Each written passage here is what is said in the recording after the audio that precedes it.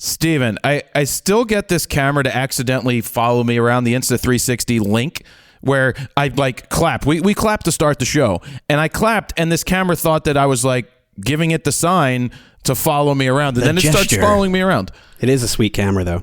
It is a sweet camera. I like it because it follows me around. It has all those different things. Anyway, we made a reel about it a long time ago. So I the other day I went and bought jeans. I went to the mall when it opened. Here we go. On Tuesday. Yes. Well, but you my went jeans, during the work day? Yeah. You weren't working, Jared? I did. How I went during the day. you? I went at 10 o'clock. I got there at 10:09. Good for you. I drove my Tesla. I went, wee! I didn't use any gas. I went, wee! You didn't drive your Porsche? Didn't drive my Porsche. Left the Porsche at home. Lambo too? And no Lambo. No Lambo. But I went to the mall because... So I guess I go to Cherry Hill Mall because it's only, 17, 18 minutes away from where we are here, and it's outside of the city. It's actually easier to go there to the I wasn't going to the Apple Store, but it's still easier to go to the Apple Store there than it is to go to the Apple Store on Walnut Street. Because there's actual parking. Yeah, you can actually park and get there, and it's easier. So, but I went looking for jeans, and I've been wearing these Sebastian McCalls for years since we did some work. Todd did some work with them, and then he gave me a couple of pairs, and they're nice. They're like designer jeans, and they're nice and soft and everything, except for the fact that because of leg day, my legs are just so massive. I don't get holes in my ass. I get holes in my thigh, the left thigh. Well, I also think it doesn't. 2 weeks, 2 months. I don't think it helps that you wear almost the same pair every single day. What do you mean almost? I mean, you do. It is the same pair, so it's not almost. Okay. I thought maybe there was that one or two times where you maybe switched and wear like shorts or something like that. Not this time of year. But no, I wear the same pair of jeans every day. I wear a nice shoot raw shirt every day. I put on a hoodie basically every day. This smells fine, Steven. You're around me all the time. You ever said anything? No, I keep quiet.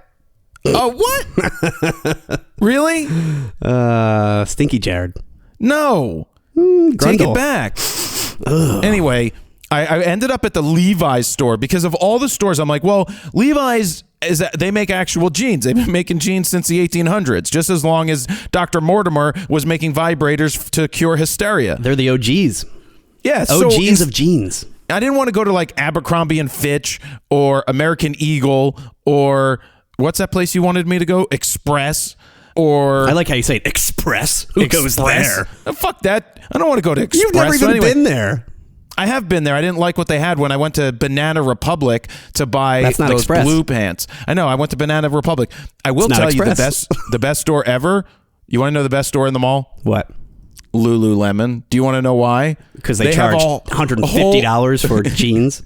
They have a whole room in the back dedicated to every color of yoga pants, and they are on the hottest fake plastic bodies ever. I'm like, damn. I like it. The first time I went into Lululemon, my friend Shelly, I was going with her. We went to the mall, and I'm in Lulu. I go into the back room, and I'm like, damn, that mannequin has a great ass. And his name was John. No, just kidding. Steven was drinking right there. I wanted to see if he could spit it out, but he didn't. But no, good thing I didn't touch the mannequin because it was the girl who worked there. I thought it was a mannequin. No, it's not funny, Steven. We're talking about jeans and Lululemon. Well, we'll get back to photo in just a minute because we got a busy ass show. Yes, please move on. Fine. The moral of the story is I bought one pair of jeans because I bought the premium. They were $80. I got like 10% off for using my email or something, and they fit fine. They feel fine. I think I'd like them a little tighter, a little more snug, but they had ones that went a little snugger, but I didn't like how that felt. If I have to like sit down to pull them off, that's a problem. Nobody cares. Oh, fine. Speaking of nobody cares, why don't you read that text message that came in from Adam Quinn? Okay, that was a terrible transition because this I actually do care about. It's not from Adam Quinn. It's from Joe Pearson. From Joe Pearson. He texted us this morning, actually, at 1:48 a.m. Hey, Jared and Steven, just wanted to share that listening to your podcast got my wife through 18 hours of labor for our first child. We love the off-topic conversations about real life that spark from you. So he likes me talking about my jeans. yoga pants. I don't know about that. He just gave us permission, Steven. He said, I'm active duty military stationed in Phoenix, Arizona, but working to turn my photography hobby into a business. Your content has helped me improve my skills and knowledge more than anybody else. Also just purchased the Throwback Preset Triple Play Bundle. Thank you for that. They are amazing in such a wide variety of my photos. Keep creating content. You are much appreciated. Joe, you are much appreciated. I hope it wasn't a raunchy episode that you listened to while your wife was in labor. I'm in labor. God damn it, Joe. You texted him back winning. It was all me and not Steven, right? Yeah, that's right. And he wrote, of course. And I can see it in like real time as it pops up. Yeah, so the moral of the story here is send us texts, 313-710-9729. Everybody, take out your phone right now and say something to Steven. 313-710-9729. Say something about Steven that you want to say for the podcast. Maybe we'll read it next week. And yeah, this is me trying to get you onto the podcast line. It doesn't cost you anything, but you can opt in to do it. Do you know it costs me $150 a month to have this, plus tax now? Man, that line? That's an expensive service. It is an expensive service, and because it's very basic on the back end. On their dashboard, it's like, here's the messages, and that's it. You can't really do much with it. It is a pretty basic service, but you know maybe I can do something with it throughout the year. I use it to engage differently, so I don't know. I also have the email list, and that email list. So the email list costs me $1,000 or $1,100 a month. Jesus, oh my God, really? Yeah, that's like a mortgage. It's more than oh my God, it's more than Dan's rent. Yeah. I mean, Dan lives in a tent under the Kensington under the L now. That's kind of like me in my backyard, right? Yeah. You should rent your backyard, Steven. I will say, though, with the text line, I do want to hear more from people that we don't normally hear from. There are the usual suspects, and I do appreciate the texts that come in from the same old people. I do like talking back and forth, but I'm sure there's plenty of you that don't want to give a review or don't want to text. I want to hear from you guys. Yeah. That's 313-710-9729. Thanks, Steven. And thank you, Joe in the military. Thank you for putting a baby in the wife so that she could listen to our podcast while she's giving birth. I hope he appreciates the off-topic conversation about real life, about your genes. Okay, speaking of off-topic conversations, Steven, whose birthday was it on Saturday? Oh, it was Jared's. And what did Jared do? He ate cake. He turned 42. I did. I had a birthday party. It was actually your birthday. During the birthday party, yeah. It was. I had a birthday party. People came. Manny Ortiz flew in. And Dave Schloss, he's another guy. He came in from Connecticut. You had a good crew show up for sure. It was a good group. I mean, there's some people who didn't show up who said they would be there with a +1, but they didn't show up. Wonder who. Yeah, we'll leave them nameless because they shall not be named anymore.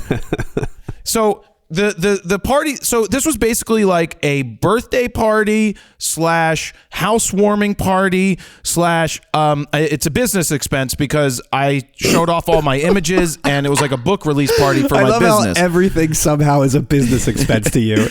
Because I showed off the photos that are hanging in my house during my birthday party, so I had to write it off. Well, that is because it was like a gallery exhibit of my photo work. IRS comes down on you and you're going to be like, yeah, that's a business expense because I had photos hanging up and that has to do with work somehow. Well, it was about work because I had work people there and we did work while at the party. Manny Ortiz was taking pictures. Dave Schloss was testing a new lens. And that's their work. Is that your work? Well, they were utilizing my space to do it. I love how you somehow justify everything. We were showing off my Adorama Pix wall. You don't remember? Right before the cake, I talked all about Adorama. This party is brought to you by Printique. We had a little, someone flew in a transition and then you said, right before we jump into this video, right before we jump into this party. You know what, Steven, play that.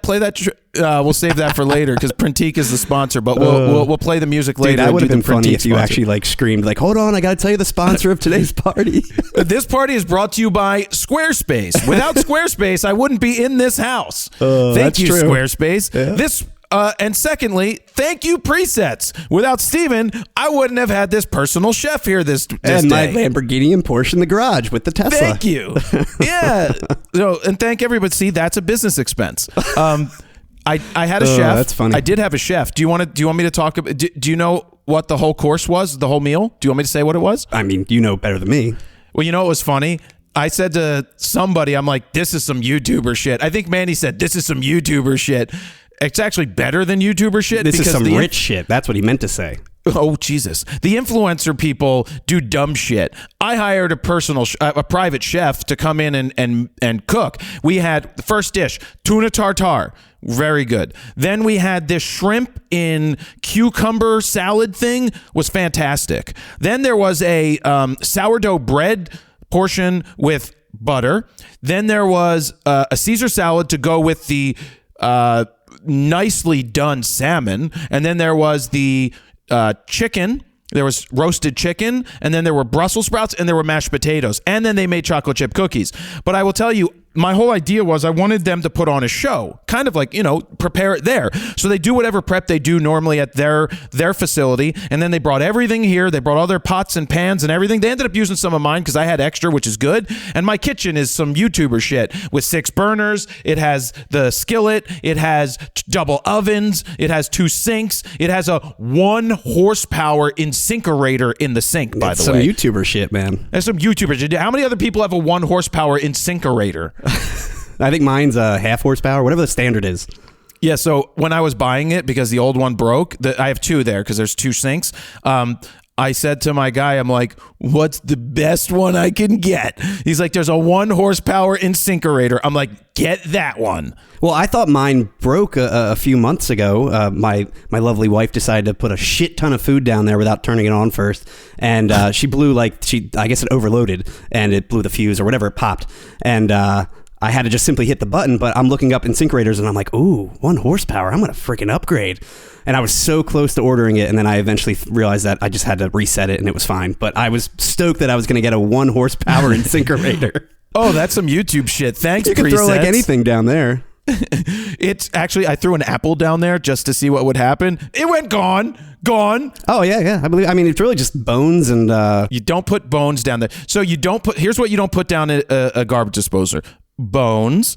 You don't put down edamame shells, and you don't put shells down really of any sort. Shells. Yeah. No. How hard is it to throw it in the trash just in case, I'm with Steven? you on that. I throw almost still a lot of things in the trash, depending what it is. But yeah, I still use obviously the incinerator for a lot of things too. But I get nervous about like really stuffing a shit ton of stuff down there. And the key is you got to have it running before you start stuffing stuff down there. Because if you don't, and then you turn it on, that's when it starts to overload and overcrank, and you get screwed up. I didn't know that, Steven. Tip of the day.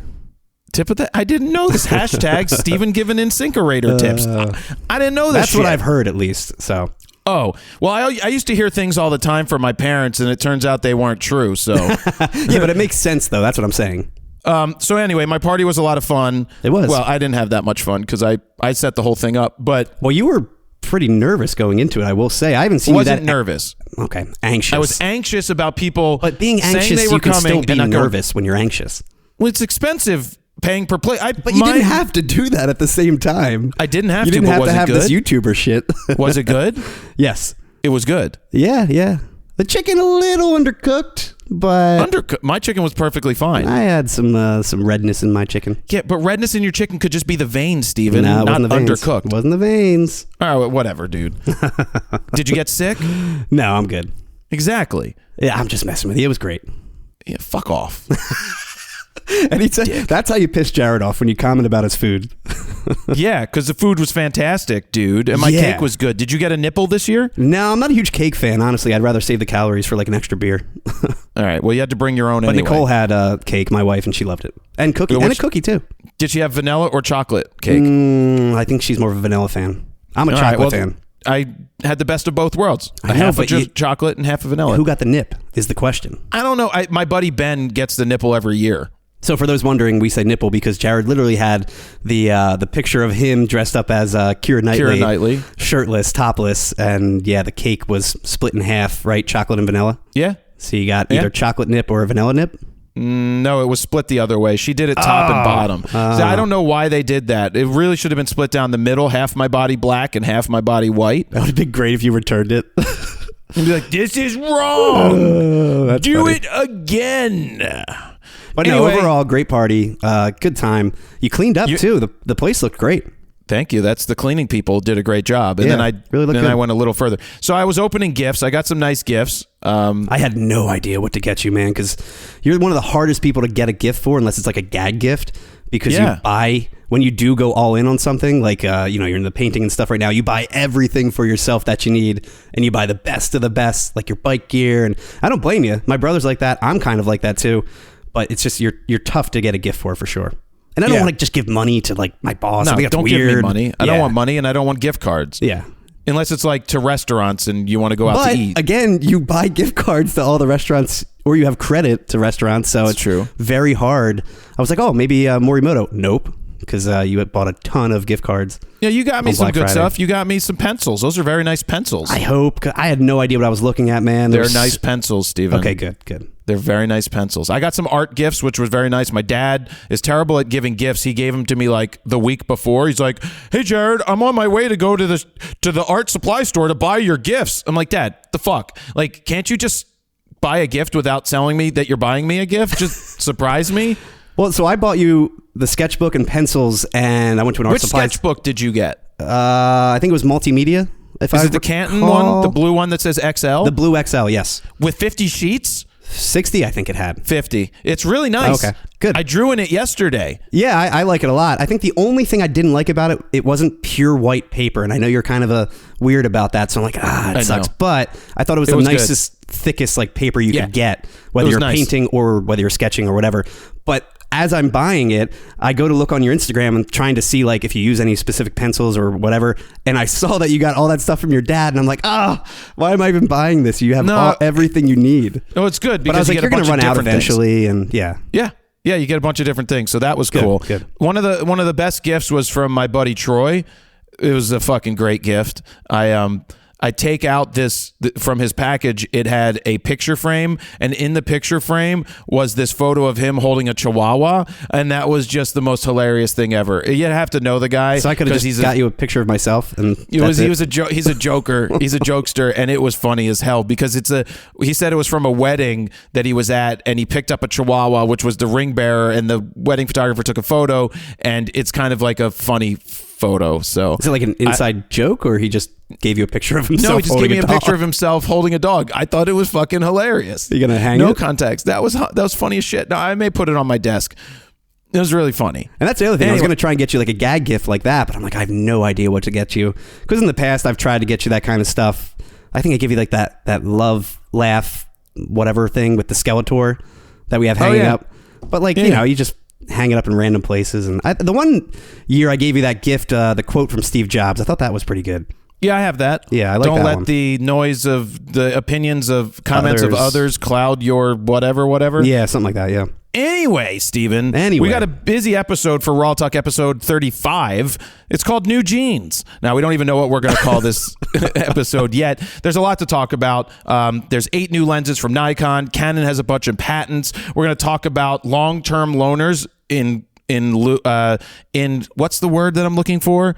Long-term loaners based off of the Panasonic discussion trip that I talked about in RAWtalk and saying that they were given all this gear for free. Yeah, we're going to talk about that. We're going to talk about some TikTok-y stuff if we get to it, Instagram stuff. Instagram admits that they went too far with videos and maybe Getty sued. If not, we'll pop it into the week after. But the last thing I want to say before we get into the new lenses is my dad got Instagram.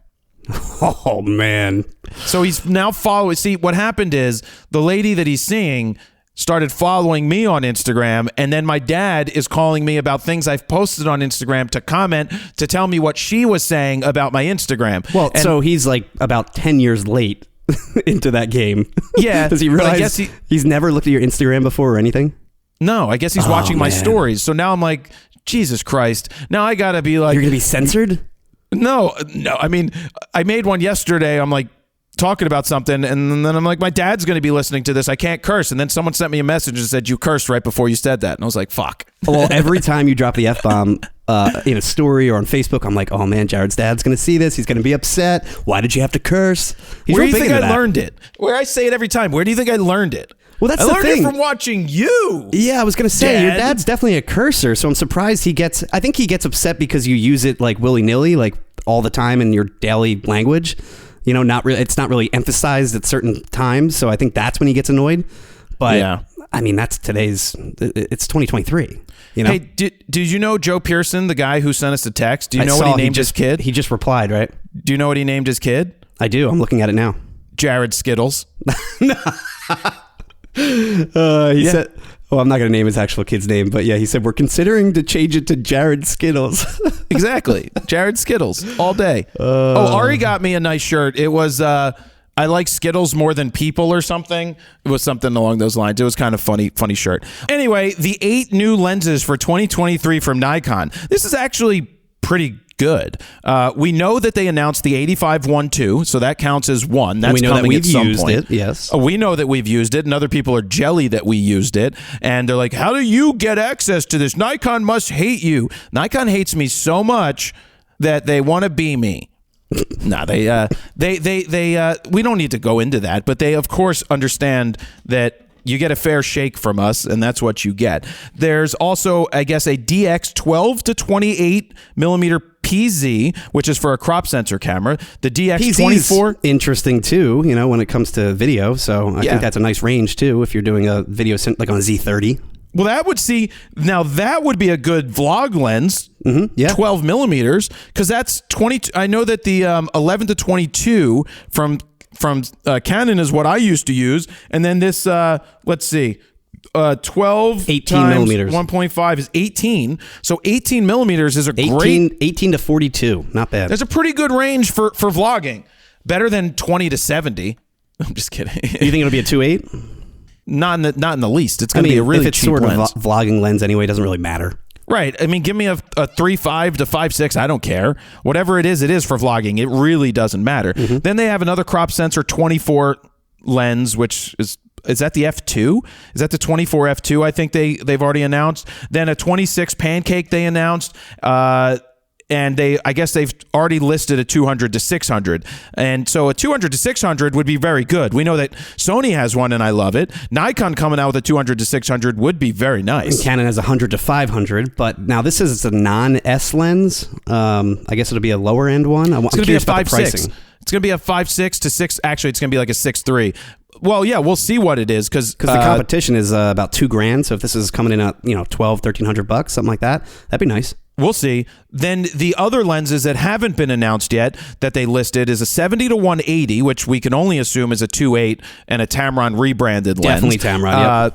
Yep. They have a 135 S line listed, which we could only assume is a 1.8. That would compete with Sony, has a 135 1.8. Canon has the 135 1.8. Yep. Nikon will have a 135 1.8. And then the last lens that they rumored is a 35 S, and I'm only going to say that that's got to be a 1.2. It has 35 to be. 1.2. I mean, it could be a 1.4, but I would hope they would shoot for the 1.2. Yeah, if they hit us with a 35 1.2, it's possible that's a 1.4 looking at the size of the 85, but maybe it's a 35 1.2. If they do that and they beat Canon and Sony to the punch, that makes this lineup, this Z lineup, is one of the most well-rounded lineups from start to finish across the board. It really is. I agree. After 2023, I mean, again, with like you said, with the release of all these lenses, they're going to be pretty much on par with Canon and Sony. Now, again, Sony's got all of the third-party glass. I still think they're on the top, but Canon hasn't been doing much. I mean, they put out the 135, but before that, there hasn't been a ton of new high-end glass lens releases from them. Well, yeah, and with Nikon, the reason I think that they'd be one of the most well-rounded is 14 to 24 2.8, 24 to 70 2.8, 70 to 200 2.8, 100 and 105 macro, yep. 85 1.2, 35 1.2, 135 1.8, a 200 to 600, but a 400 2.8 TC, a 600 2.8 f4 TC. So from start to finish, it's a... And they got the 800 now. They got the 400 4.5. I think right. The 400 4.5 I think is a really nice lens, and I think that's something that Canon and Sony needs to have, like a cheaper, lower end, more affordable 400. But it's 4.5, so it's really not that bad, and it's light. It's one of their TF lenses. Exactly. There's a lot, and then people are always like, but Jared, why do you always have to say that the autofocus isn't good? Well, because it isn't good, and you could have the greatest lens lineup in the world. I can only assume that their autofocus is going to get better in whatever they release next, Steven. It has to. Yeah, we're working on the Z9 1 year later. It might actually be out by now, by the time this goes live. But in that video, I had a bunch of side-by-side comparisons of, like, the Canon working, the Sony, and then the Nikon. And again, Nikon on its own, it does a pretty damn good job, but when you compare it to the competition, I do still think it's a little behind. Not to say it's really behind, but it is definitely third place, and I just think they need to step it up just a little more. There's a lot of... When I was going through the EVF footage, for example, trying to find where it messed up, I found a lot of times where it back focused or wouldn't really stay sticky, even though the box was on someone's eye. Where Canon and Nikon, Canon and Sony, it's very rare when that happens. But coming back to this lens conversation, I do think, like you said, they have a really well-rounded set of lenses now, especially because they now have they started with the 1.8 lenses, so now they have the lower end and they're going to have the higher end. Where I think Canon That's a good point. Still doesn't have the lower end, and they still need to actually do the opposite and work on that now. Where we've always raved about Canon having better glass, now they need to have worse glass.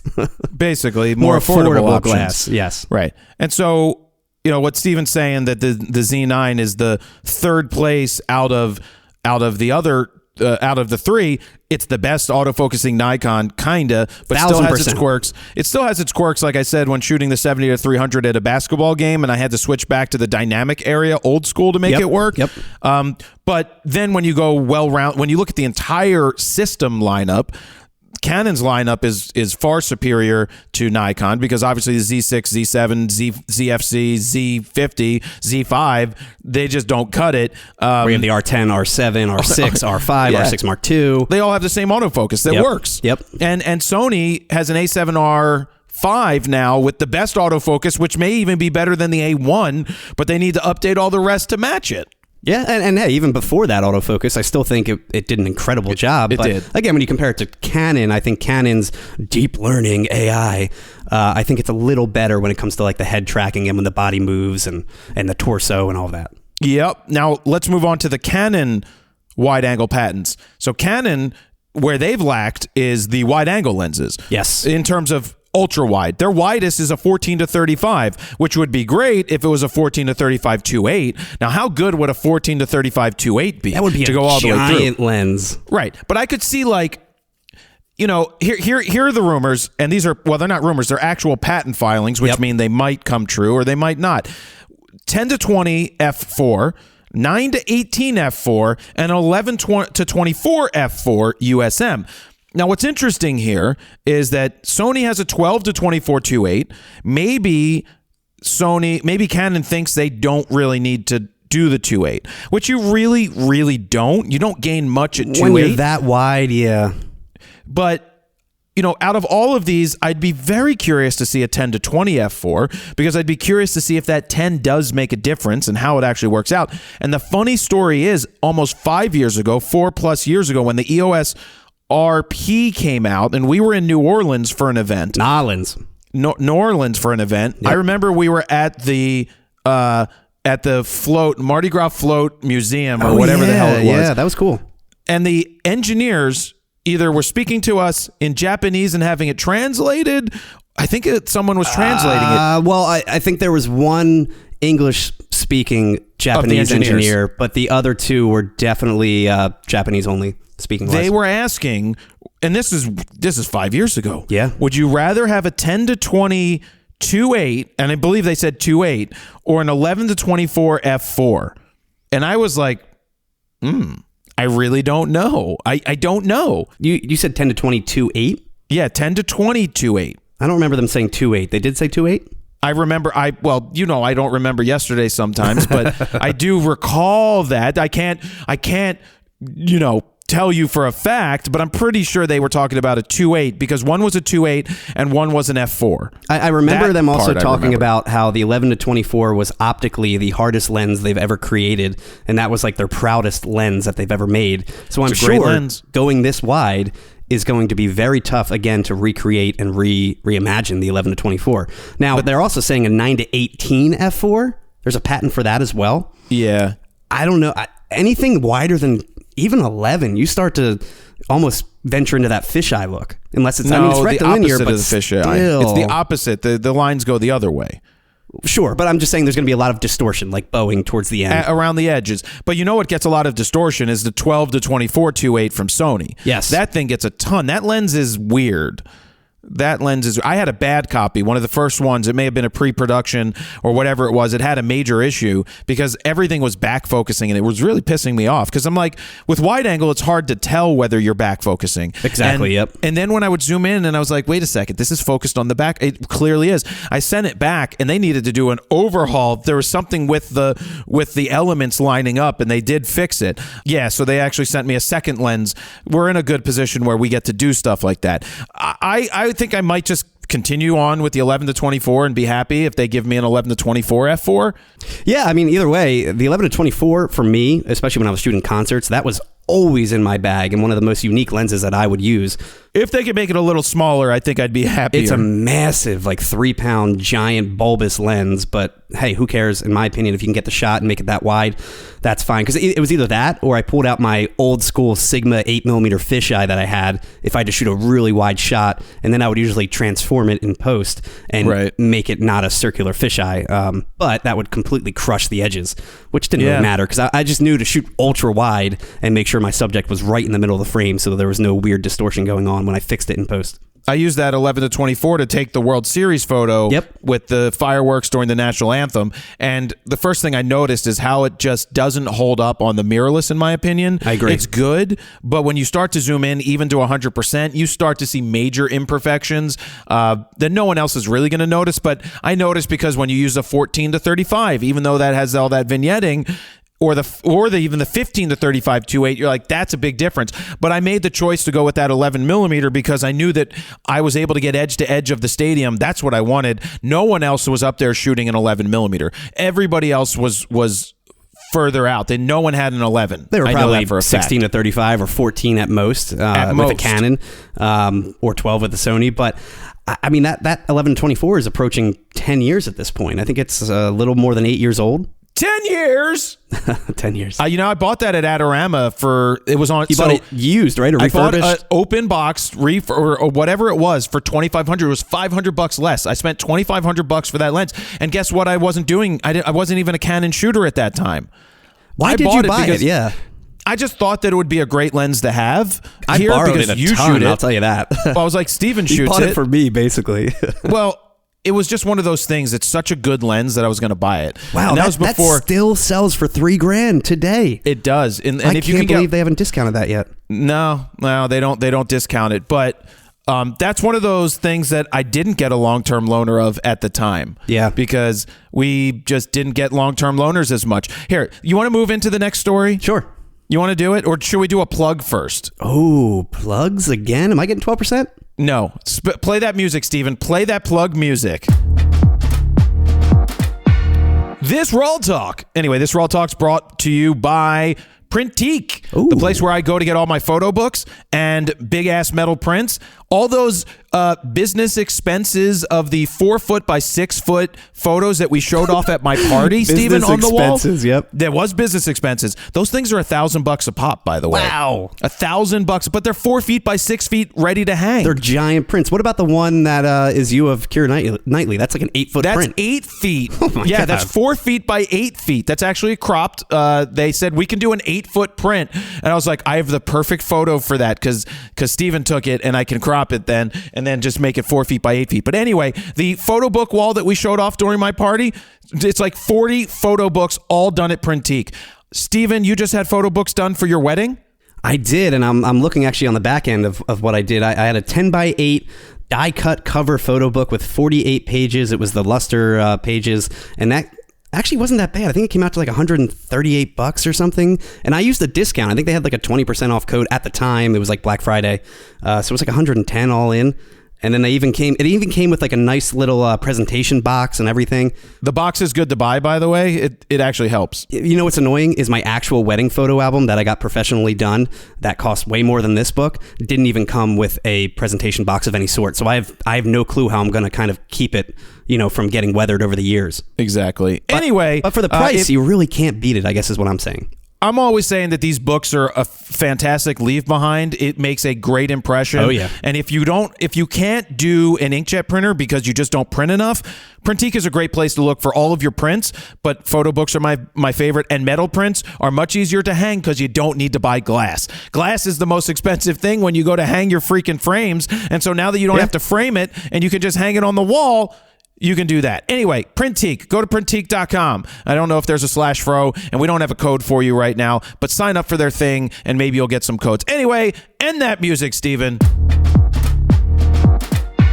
So the biggest story that I talked about on Photo News Fix this week that I made it, well, not the biggest story, but something that I kind of made a big deal about was Panasonic talking about that they may not be able to keep up with all the pre-orders, that pre-orders were so far past their expectations that they might not be able to get them to everybody who pre-ordered them, and anybody who orders them now might be a little late on the S5 II. Never heard that before. I call malarkey, but I wasn't aware that in Japan, they have like a law that says if you aren't able to meet expectations, you must apologize. So that's what they did. But my whole thing that I was really getting at during this was in Japan, when they brought the 87 photographers that I wasn't one of, and neither was Steven. It was 87. Wow. People are like, you're so salty that you didn't get to go. I'm not really salty because I don't actually use soy sauce or less the less sodium soy. I don't use soy sauce at all on my sushi. I would have loved to have gone to Japan to eat actual Japanese sushi and experience the culture for at least the 4 days that they brought people. So that part is like, yeah, I would have liked to have been invited to go to that. But the biggest thing that we took out of this is that I heard through my sources that everybody there was given an S5 II to take home with them, and all the prime lenses, and I believe a 70-200 as well. All of the prime lenses? Yes. They were given thousands of dollars of equipment to go home with. That's got to be like 10 to 12 grand worth of gear. And potentially keep. Now, the quote that I was given from someone who was there says that, and I'm not reading the exact quote because I don't have it in front of me, but I'll paraphrase that you can use these as long-term loaners. You can't sell them. You can use them, and if you're not going to use them, we might ask for them back, with a big winky wink, I would say, because they're never asking for this equipment back. And very few people who put out videos acknowledge the fact that they were given long-term loaners that they're basically keeping. DP Review said that they were given these to take home, they're usually and that really they good will with send it, yeah. them back when they're done testing them. Yeah. iPhone Nito, whatever he's called, is the one that had the video of the Panasonic guy saying it on stage that you can go take these home. Wow. But he was given all that gear to take home. Now, nobody lets us take gear home from events usually. From a press trip, we've really never, because usually it's a pre-production camera too, so they don't allow it. Actually, one did. I remember Nikon, the Z6, they let us take the Z6 home. Was that the Z6 from Florida? From Florida. Oh, okay. I'm pretty sure they let us take that home. Maybe that was a full production model. It may have been. Like right now, here's how it works for the most part is if we get a new Sony body, for example, we get it typically a month, maybe two before the actual announcement. But then the second the embargo lifts and the announcement is made, we have to send it back. Now, there are certain long-term loaners that we have. We do acknowledge that. But 99% of the time, like when we're on a Canon press trip, we only get to use the gear on the trip and we don't get to take it home most of the time. Yep. And they again, have to wait we've definitely and send requested certain cameras or lenses, but that's because we're literally doing a dedicated video for that camera or lens or whatever it may be. And we try to, we're constantly doing comparisons or user guides, so we're always using the new gear. It's not just sitting on the shelf most of the time. No, we absolutely play the long-term loaner game. Oh, yeah. Well, let's see. Let's go back. Nikon was one of our big long-term loaners. We started with D610s or D600s D610s, for the podcast. Yeah. Yep. D610. So they gave us long-term loaners because we would say we're using Nikon cameras for this podcast. Now, when you look back at those videos, they're so green, and the quality is not very good when you look back at the 1080. Oh, yeah, I bet, yeah. But it's insane. So we had long-term loaners of that. We work with long-term loaners from Canon now. As you know, that we have a deal for using Canon video cameras here at the factory, and also the printer deal. We don't have a deal for what camera to use. I will not sign a deal with anybody saying you must use this this camera. I will use what I want to use when it comes to stills. Steven got to choose which brand we went to after we gave back all the, because Nikon recalled all the equipment, and we knew it was time to switch to something that had actual autofocus continually. And I'm like, Steven, do you want Canon? Do you want Sony? At the time, the R5 just came out. And if you recall, and it made the most sense. In the beginning, we did, like you said, D610s, then we did D750s. Every time Nikon will put out a new camera, we even had D850s then we too. did D850s, which we ended with. You have to remember, we locked all of those cameras in when it came to autofocus. Now, we switched to the R5s because Nikon requested all the gear back, even though we tried to keep it. Not keep it, but, keep it for a long-term loaner. And we sent it all back, got the R5s, and now it's continuous focus on pretty much every single set. I just let the camera ride, don't even think about it, and, unless there's a weird book on your bookshelf that has a face in it and it messes up and back focuses, most of the time it's pretty good. Yeah, so we have all the glass, all the RF glass. I've got 2 R3 bodies long-term. I also have A1 long-term, and I have a Z9 long-term, because these companies know that if we get lenses to test, they don't have to send us a body every single time. Yep. So we keep them here until they ask for them back. Yep. When they ask for them back, we send it. Now, on the Panasonic front, they did send us an S5 out of nowhere. We didn't even ask for years ago. Mm-hmm. I think it's still on the shelf because they never asked for it back. That's sitting on the shelf. We never used it. And then they also sent us that. What's that other camera that everybody... GH5S? The GH5 or the GH6? One of the two that we got. No, it's a GH5S. Oh, wow. That long ago. We tested it, and then we're like, where do we send it back? And we never heard back from them. Yeah, we tried to send it back, yep. So it just sits there. I mean, that's just the nature of how it works. I'm all for long-term loaners from companies, and I don't think that shouldn't cloud your opinion, but I will say that... Definitely doesn't cloud yours, I'll tell you that. No, it doesn't. But there are some Panasonic shooters or someone that switched over to Panasonic, and it's like, I don't know. I question using that over Sony and thinking that it's better. I mean, I look at, they're like, dual pixel. Sorry, what's it called? Phase detect AF is finally here. I'm like, great. 5 years after everybody else, but it's still the same sensor. It's still the same other tech. I like the Panasonic SH1 that we shot, or S1H, or whatever the hell it was. Just the S1, I believe. It was a nice camera for stills. It really was. I think the quality of the RAW file too was beautiful. You have some great, and it was also great light that we were shooting in though. I think it takes a really big money truck to back up to the door to get you to switch to an S5 II and switch over to Sony.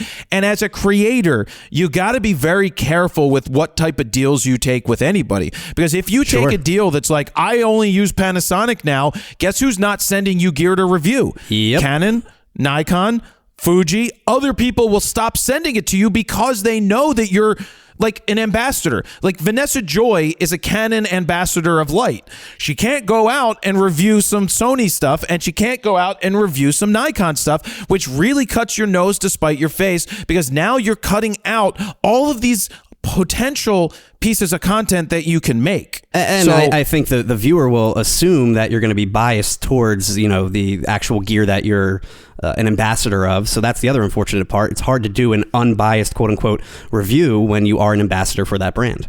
Except you can give me all the money in the world, and I'm going to say whatever the fuck I want. that is the best thing in the world. But hey, back to Panasonic, I do commend that they're still trying, and they're still pushing hard on these full-frame mirrorless bodies. They didn't give up on just the S1 series.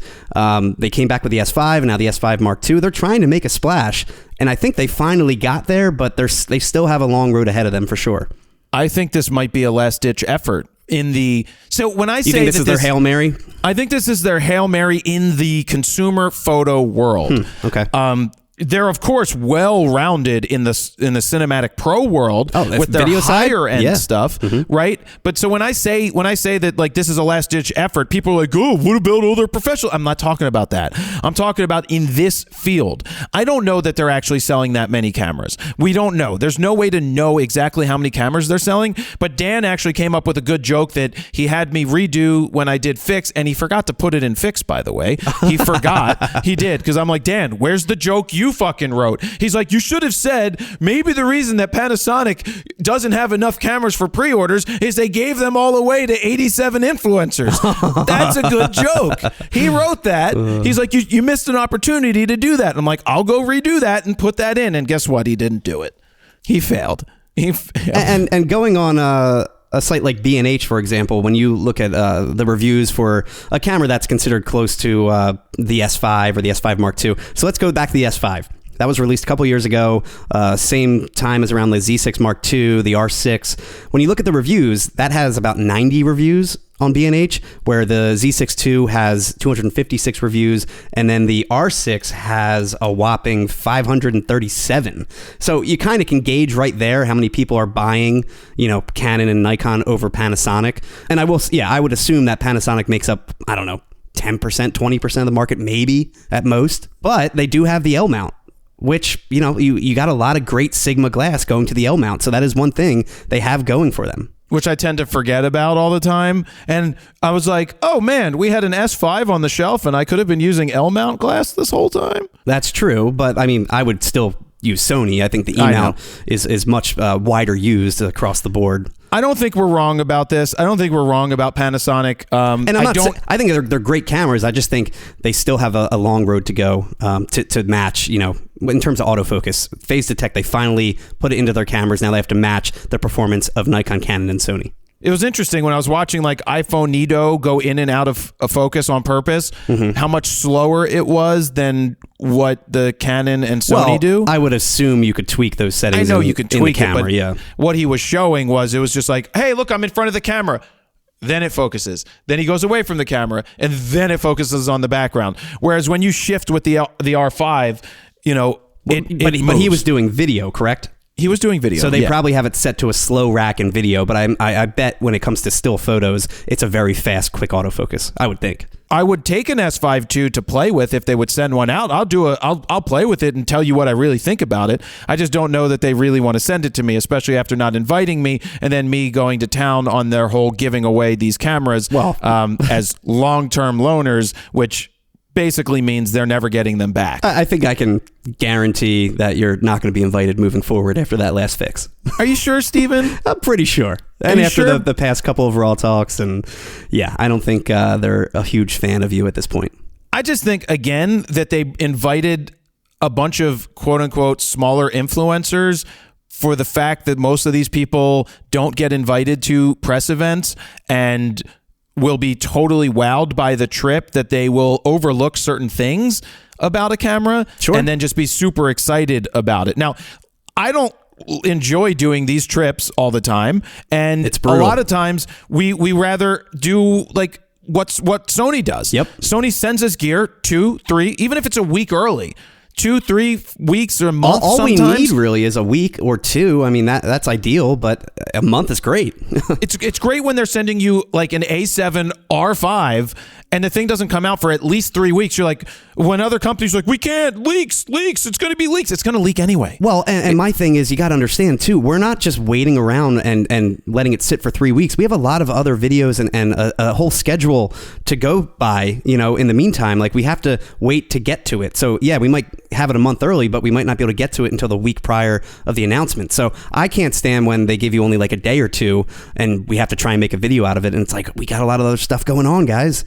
We're not just sitting here twiddling our thumbs. There's a company that shall remain nameless, Canon, that does a trip sometimes where exactly. It's like actually they've done 2 trips in a row where we had days to turn the video around. Days, and we're not counting weekends. So you would have 2 days to edit. We're not talking about you get back on a Thursday. We generally have to film on a Friday. Then you've got Saturday, Sunday, and then announcements like Tuesday at 11 at night. And you're like, thanks, guys, for the 2 days of editing. This is why we prefer that someone sends us the camera beforehand. We can go do our own shoot. And for anybody thinking like, well, you got a free trip out of it. Steven works so hard on those trips. I don't. Steven does. I don't do very much. I just take some fucking pictures and he films me. The trips. Like we're never actually doing any sightseeing or touring. I mean, hey, we get to go to some cool places, don't get me wrong, but I'm usually behind the viewfinder chasing you around. And then anytime we get free time at the hotel, I'm usually doing any type of beauty shots or anything I can do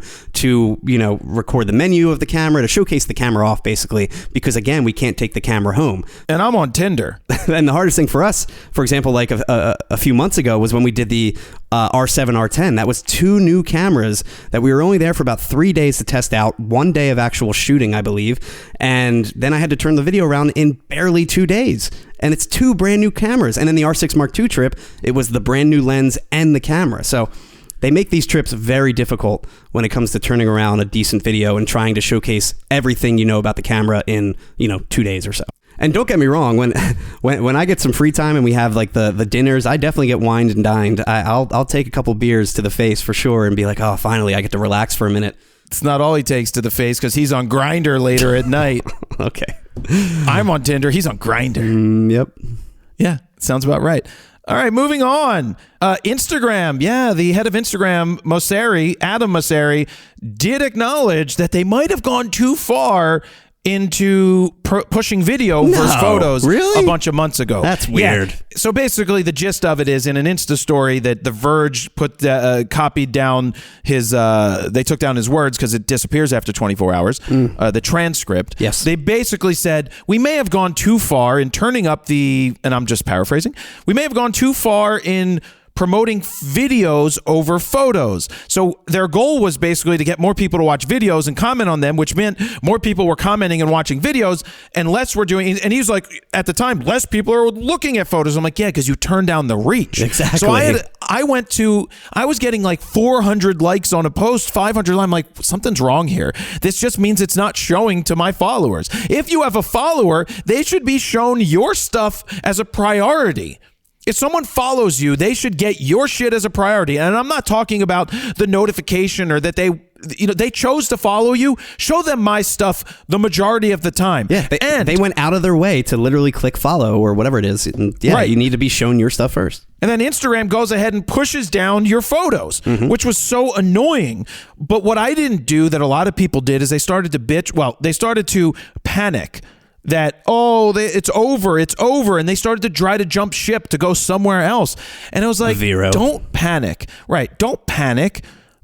Adapt a little bit. See what's going to happen. And if it's so far out of whack, there's going to be a pullback and there's going to be a change, and there was. And we saw it. And I think a lot of it is attributed to people actually complaining publicly this time. The Kardashians complained about it. Other people complained, and it actually got a big stink, and that caused them to pull back. I actually think this came straight from Zuckerberg, because Zuckerberg is one of those people that wants to copy everybody at this point. And he probably said to Adam, all right, Adam, we really need to push video right now. Screw photos, push video, and it didn't work. Yeah. And then Adam was probably came back and was like, look, Zuck, shut the fuck up. Let me do my own thing. Look, this is why you hired me. Either fucking fire me or fucking let me do my job. Oh, I hope your dad doesn't listen to this podcast. No, whatever. I don't know that he would get this far. And what people tried to do was they attempted to pivot, and they still did photography and still photos, but they then put them in reels and videos in video form, so people would still see the photo. I think in the beginning it did, but and then they caught on to it. They caught on to it and kind of slowed that down. I still also think that Instagram has a major issue when it comes to just trying to gain new followers. I mean, it's nearly impossible. If anything, I'm constantly losing followers, which, by the way, follow me on S_Eckert, ECKERT on Instagram. Nice plug there. But yeah, I constantly lose people. I have not gained a lot of people. I'm still at 260,000. And you've been there for how long? I've been there for a while. Yeah. I think I went down to 259 after I posted something, and then it went back up. You teeter almost like between 1,000 followers. It really doesn't. Part of it, you have no big jumps anymore. Well, no, part of it is I'm not playing that game, the Vanessa Joy game of reels making reels. Yeah. And I send her messages all the time, and I'm like, Vanessa, like the whole putting your hand in front of the camera, what are 5 things that blah, blah, blah, and then you go boonk, and you go boonk, and you play these fucking trends. I'm like, I don't want to play that game. I don't care about adding followers that watch that shit.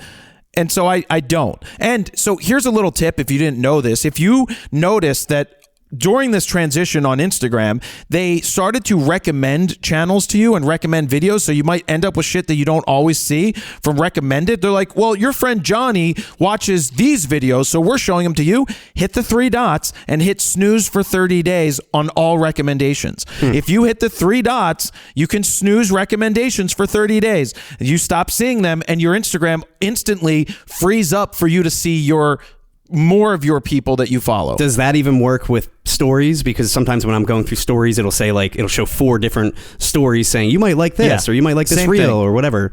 Same thing. I mean, I don't mind looking at fitness women and runner women. I don't mind that at all. I don't mind. Again, I get half naked women all the time. I don't know why. And at least it stopped being those 13-year-olds dancing with braces. Oh, like the worst is you're like looking at the thumbnail's so small so you don't see it. You click on it and it's some 13-year-old in a bikini and you're like, well, why is this even promoted? And that's part of the issues with the social media and promoting the wrong stuff. They're like, we're going to push this out. Oh, that leads us into this heated thing from TikTok.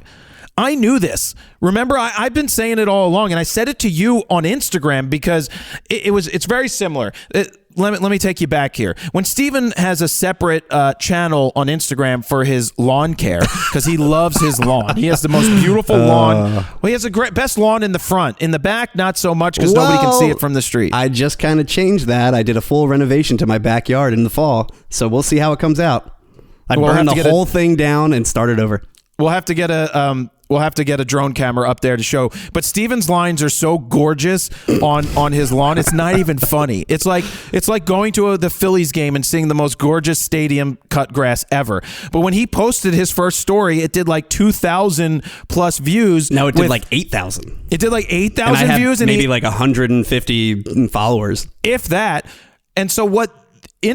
TikTok does something similar. Your first posts that you do get juiced. Even and Instagram, I think the reels, like our Impossible Shot reel, I feel like did really well.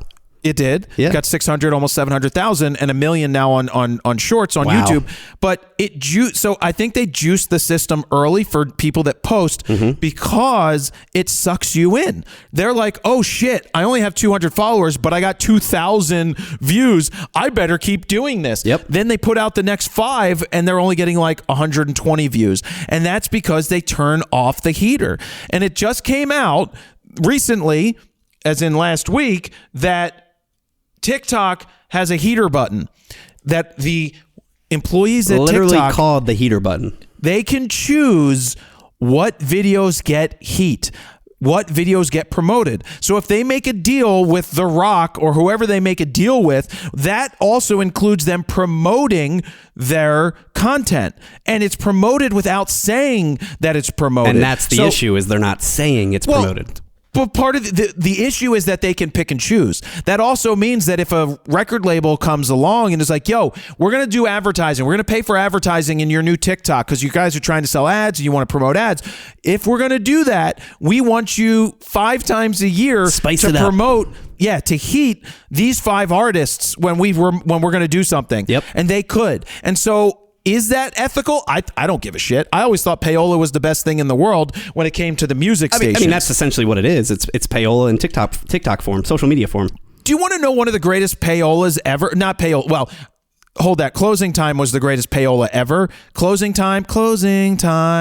Every new beginning comes from some other beginnings. And by the way, great album, but they talk about how they spent $400,000 to get that some airplay, to get really good airplay, and it obviously worked because that was the biggest song out there. And I've talked about it before. Payola still exists, just in a different form in the industry. They wine and dine you. They give you a bunch of free shit in terms of like promo gear. It's limited though. There's a certain amount of money they have to limit it to. Yeah, but I think a lot of it's undisclosed. I really do. What I was going to say is the greatest payola thing that I've ever seen, which was actually buying an ad spot at the Grammys. Was it the Killers? Was it the Killers who did a commercial? So what they did is they weren't playing at the Grammys, but they were doing a show somewhere around the world, and they were going to live do a commercial at the Grammys. But they bought the airtime in the middle of the Grammys to run to cut in live to the concert and play a song, to make it seem like they were at the Grammys. Now that was smart, paying money to buy the ad spot to then go live from the concert to play a song. That was smart. And with back to the TikTok conversation about them really promoting and spicing up your first ever TikTok, kind of like Instagram does with Reels.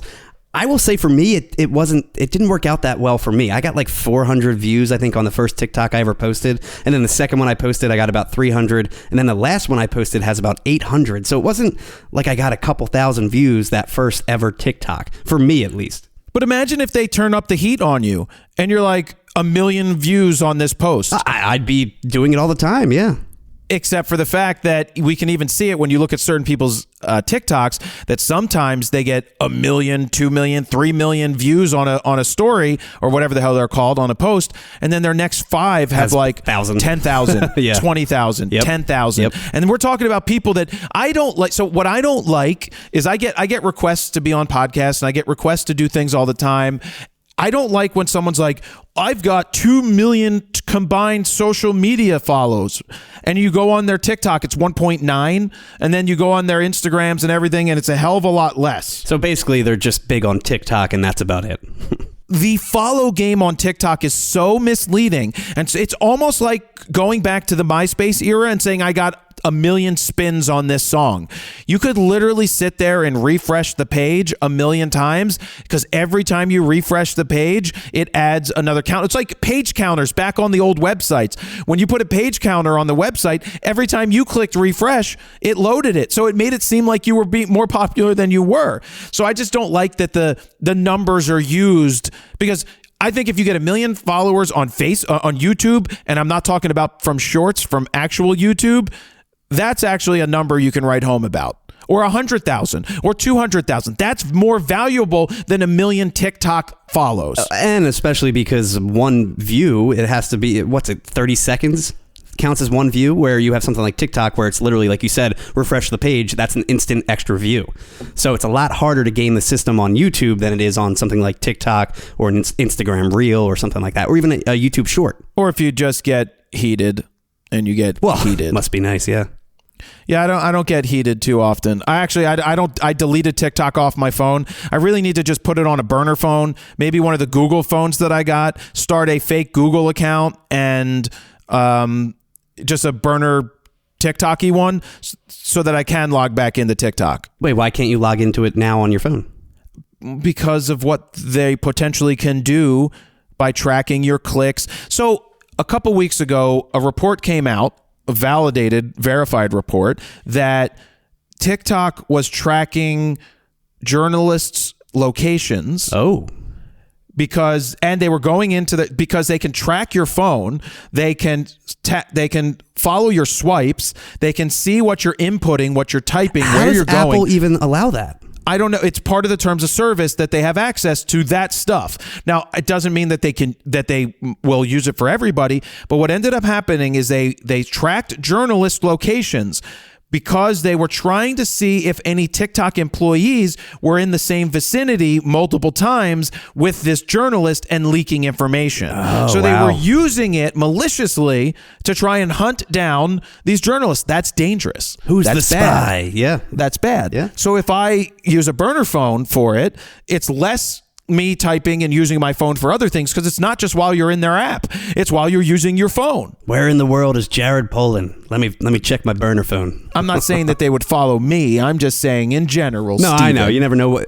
We know that they follow people, but what else do they do is the question. What else can they do? Exactly. And it's because it's China owned, and China has a piece of it, and China has their people working on the back end. They can access whatever they want to with no repercussions. Whatever happened to apparently TikTok getting banned in the U.S. a couple years back, or whenever that was? Well, TikTok has been in certain government organizations been banned from government devices, as it should be. You should not be able to use TikTok on a government device. Like if you work for the government and it's a government phone. Any social media, really. Yeah, anything that can track you, that you gotta not have. And it just TikTok is a little more of an issue because of the connections with China. The fact that China there's no China can do whatever they want. They will disappear you for a month if they want to. Yep. Jack Ma, who was worth $25-30 billion or whatever, was disappeared for months. No one heard from him. They disappear people all the time. Scary. And then you show up a month later, 2 months later, they let you out. Like it's what they do. It's communism. Oh, yeah. They can do whatever they want. Yep. It's just not good. The moral of the story is be very careful when you're using TikTok and the internet. Yes. I don't care about certain things, right? Like if you share something, then it goes out into the world. It goes out into the world. You know that's a risk that you take there. But anyway, be very careful out there on the internets. What you shouldn't be careful about doing is leaving a review for us on our iTunes or wherever you can leave reviews for podcasts, which is a little different. Apple but yeah, Podcasts, please leave us a 5-star review. If you think this is 5-star worthy or even 4.5-star worthy, put it up there and leave a nice comment like, this helped me give birth to my child named Skittles Jared, and something along those lines. Let us know that. We like to see that. Plus, that helps us more people see our shows. Puts a smile on my face every time I read a nice comment. Yeah, he gets 12% less. Also, please 0%. text us at 313-710-9729. We like reading them. Steven has access to it, so if you want to talk to Steven, you can text Steven there. Oh, and by the way, Robot Jared doesn't send out birthday wishes. Real Jared sends out birthday wishes. I got one this year from Real Jared. I did, because 6 other people had a birthday on January 21st. Wait. So what did you say to yourself? That's what I'm curious about. I was like, look, it's my birthday too. Let's all eat some cake. Happy birthday. And then 2 seconds later, after I hit send, I got a text. That's a text from myself. I do that all the time, by the way. When I send a text to the couple thousand people that are on it, and then I get a ding, I'm like, oh shit, it's a text from me. It's not someone cool. So anyway, please send us a text, 313-710-9729. It's a good way to interact with us. And also, when we start to do Q&A episodes at some point, again, or when we ask questions, we generally go there first because you guys are very interactive there. It's a smaller list. Yes. So it's a great place to test things. Like when FroPack 4 comes out, it is possible that we might turn to the people on the text line to test the FroPack 4 first. Yes. That might be a Actually, thing. I think we did that for FroPack 3, didn't we? Or maybe that was the email list. I don't recall. Well, we go to people. No, we did a smaller thing. Yeah. Oh, and if you're still waiting to see the winner of the contest, they've been selected. They haven't been called or contacted yet because I'm trying to come up with something super cool this time around. It gets harder every year. It does. But they've been selected, so be patient. And don't send me messages like, it's not right that you haven't announced it yet. It's not, this Mr. Hanky, not right that you haven't announced it yet because it's very upsetting that, I bought your product. No, it's like, is that Mr. Hanky or Mr. Garrison? I don't know. Is it Mr. Garrison? Okay. Okay, it's Mr. Garrison. Okay. Well, this might have been the first year where I don't think we got at like 12:01 someone texting the line and being like, why didn't you guys announce the contest winner? Because every single year, December 31st, 12 a.m., somebody's always like, it should have been announced by now. It's like, guys, the contest literally just ended. Yeah, it's coming. A minute ago. It really, I'm trying to do something cool. Yeah. And we just have to get all the stars in a row and all the ducks in a pond and cross all the T's and dot all the I's and make it work. So anyway, Steven, anything you want to say to the people in the internet world? I just think we released a couple really cool videos this week. One of them being a warning to Canon regarding them limiting their mount to only Canon RF lenses and not third-party glass and stuff like that. It's a really cool little short video I think you guys should check out if you haven't watched it yet. And if the video's out by now, the Nikon Z9 1 year later review also is a pretty solid video, so check those 2 videos out. Checkity check yourself before you raggedy wreck yourself. This is RAWtalk episode number 35 that we do every week. So please subscribe where you get your podcasts. Send us messages at the number. Leave some comments and feedback, reviews, and all of that good stuff. And we'll see you next week on the show. Thank you very much for watching. Jared Polin, FronosPhoto.com. See ya. Bye. Bye. See ya. Bye. Bye, Steven.